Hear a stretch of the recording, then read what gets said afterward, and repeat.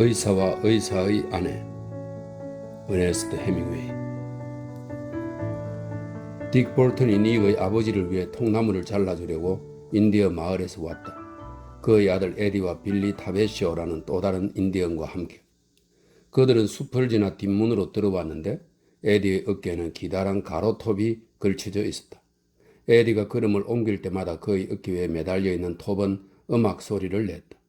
빌리 타베시오는 커다란 갈고리 장대 두 개를 갖고 있었고 딕은 도끼 세 자루를 들고 있었다. 딕이 돌아서더니 뒷문을 닫았다. 그가 모래에 통나무들이 묻혀있는 호숫가로 내려가자 나머지 두 사람도 그를 따랐다. 그 통나무들은 전기선 매직호가 호수에서 제재소로 운반하던 큰 통나무 묶음에서 빠져나온 것들이었다. 호숫가로 떠내려온 그것들은 그대로 놔두면 언젠가는 매직호 선원들이 노젓는 배를 타고 와서 그 끝에다 고리가 달린 쇠못을 받고는 다시 호수로 끌고 갈 수도 있었다. 하지만 통나무 몇 개 모으자고 선원을 쓰기에는 제재업자로선 타산이 맞지 않을 수도 있었다. 그래서 아무도 가져가지 않는다면 결국 그것들은 물에 잠겨 썩어갈 터였다. 일이 그렇게 될 거라고 생각한 닉의 아버지는 인디언 마을 사람들을 고용해 그 통나무들을 가로톱으로 잘라 벽난로에 쓸 크고 작은 땔감을 만들게 한 것이다. 딕 볼턴은 코티지를 돌아서 호숫가로 내려갔다. 커다란 느도밤나무 통나무 4개가 모래에 파묻힌 채 널브러져 있었다. 에디가 톱의 손잡이 한쪽을 통나무 아기 위에다 걸었다. 딕은 도끼 세 자루를 조그만 부두 위에다 내려놓았다. 딕은 호느레하였는데 호수 주변에 사는 많은 농부들은 그를 백인이라고 믿고 있었다. 그는 무척이나 게을렀지만 일단 일을 시작하면 대단한 일꾼으로 변했다. 그는 주머니에서 씹는 담배 하나를 꺼내 질겅거리며 에디와 빌리 타베시오에게 오지브웨이 쪽말로 찌꺼렸다. 그들은 통나무 밑에 갈고리 장대 끝을 집어넣고는 모래에 묻힌 통나무를 빼내리고 흔들었다. 흔들 때에는 갈고리 장대에다 체중을 완전히 실었다. 통나무가 모래 안에서 꿈틀거렸다. 딕 볼턴이 닉의 아버지에게로 몸을 돌렸다. 잘 되고 있습니다, 의사 선생. 그가 말했다. 당신이 도둑질한 목재가 꽤 괜찮은데요? 그런 식으로 말하면 곤란하지, 딕. 의사가 말했다. 그건 그냥 떠내려온 나무야. 에디와 빌리 타베쇼가 젖은 모래 속에 있던 콩나물을 흔들어 빼서 그것들을 호수 쪽으로 굴렸다. 거기 그대로 담가둬. 딕 볼턴이 소리를 질렀다. 왜 그런가? 의사가 물었다. 통나무가 씻겨야 돼요. 모래가 깨끗이 없어져야 톱이 망가지지 않아요. 통나무가 누구 건지 확인해야겠어요. 딕이 말했다. 통나무는 호수에서 말끔하게 씻겨졌다. 에리와 빌리 타베쇼는 햇빛 아래 땀을 흘리며 갈고리 장대에 몸을 기대고 있었다. 딕이 모래 위에 무릎을 꿇고 통나무 끝에 찍혀있는 개수원의 망치 자국을 살폈다. 화이트 앤드 맥널리사 그군요. 그가 일어나 바지 무릎에 묻은 모래를 털어내며 말했다. 의사는 마음이 몹시 불편했다. 그렇다면 자르지 않는 게 낫겠군, 딕. 그가 퉁명스럽게 말했다.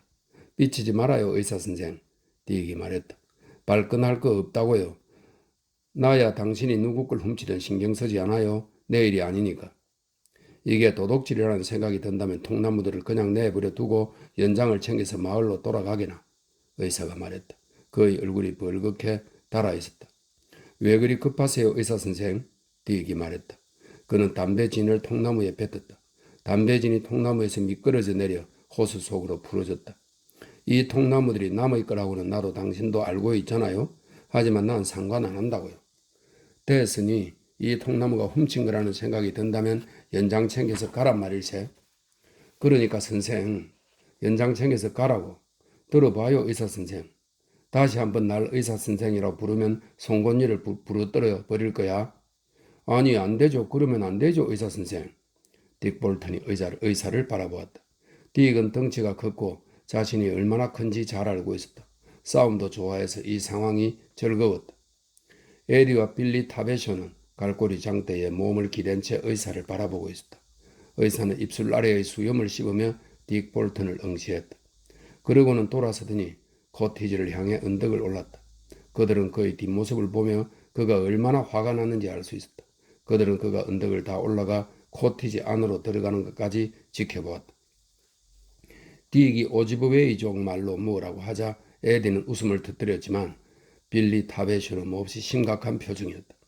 영어를 알아듣지 못했지만 그는 그들이 말다툼을 하는 동안 식은 땀이 날 정도로 불안했었다. 그는 뚱뚱했고 중국인처럼 몇 가닥 없는 콧수염을 가지고 있었다. 그가 갈고리 장대 2개를 집어들자 딕은 도끼를 들었고 에디는 나무에 걸어두었던 톱을 내렸다. 걸음을 떼기 시작한 그들은 언덕을 올라 코티지를 지난 뒤 뒷문을 통해 숲으로 들어갔다. 딕은 이번에는 뒷문을 닫지 않았다. 빌리 타베쇼가 돌아와서 문을 잠갔다. 그들은 숲속으로 사라졌다. 코티지로 들어온 의사는 자신의 방 침대에 걸터앉아 뚜껑 달린 책상 곁 바닥에 수북이 쌓인 의학 잡지들을 바라보았다. 아직 봉투도 뜯기지 않은 상태였다. 짜증이 일었다. 일하러 가지 않아요, 여보? 브라인드가 내려진 방에 누워있던 의사의 아내가 물었다. 안 가. 무슨 일이 있었군요. 딕 볼턴과 말다툼을 좀 했어. 저런, 그의 아내가 말했다. 성질을 부리진 않았겠죠, 헨리?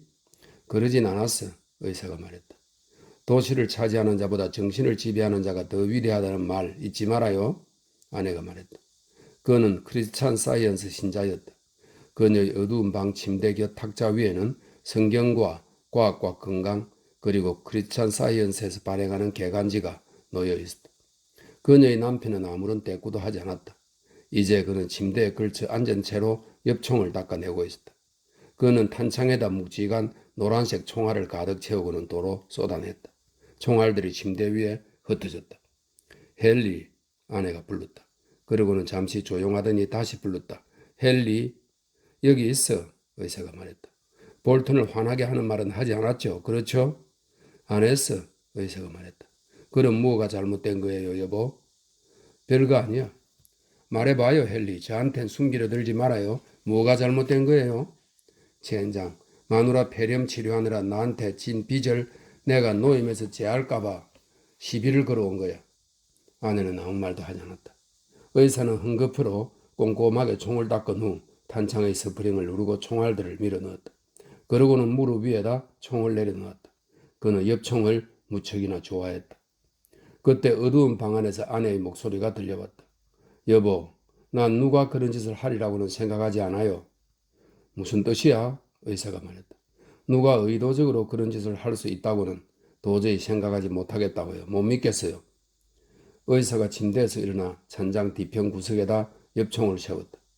나가려고요, 여보? 아내가 말했다. 산책 좀 할 거야. 의사가 말했다. 여보, 네 이걸 보면 엄마가 찾는다고 전해줄래요? 아내가 말했다. 의사는 현관 밖으로 나섰다. 방충문이 그의 뒤편에서 쾅 소리를 내며 닫혔다. 그때 아내가 숨을 가다듬는 소리가 들렸다. 미안하오. 그는 블라인드가 쳐진 그녀의 창문 밖에서 말했다. 괜찮아요, 여보. 그녀가 말했다. 그는 뒷문을 열고 햇빛이 쏟아지는 길을 걸어 솔송나무 숲으로 들어섰다. 이렇게 더운 날에도 숲속은 시원했다. 나무에 등을 기대고 앉아 책을 읽고 있는 닉의 모습이 들어왔다. 엄마가 찾으시던데, 의사가 말했다. 아버지를 따라가고 싶은데요, 닉이 말했다. 아버지가 물끄러미 그를 내려다 보았다. 그래, 그러자꾸나, 아버지가 말했다. 책은 나한테 주렴. 주머니에 넣어둘 테니. 검은 다람쥐가 어디 있는지 알아요, 아빠. 닉이 말했다. 그래? 아버지가 말했다. 거기로 가자꾸나.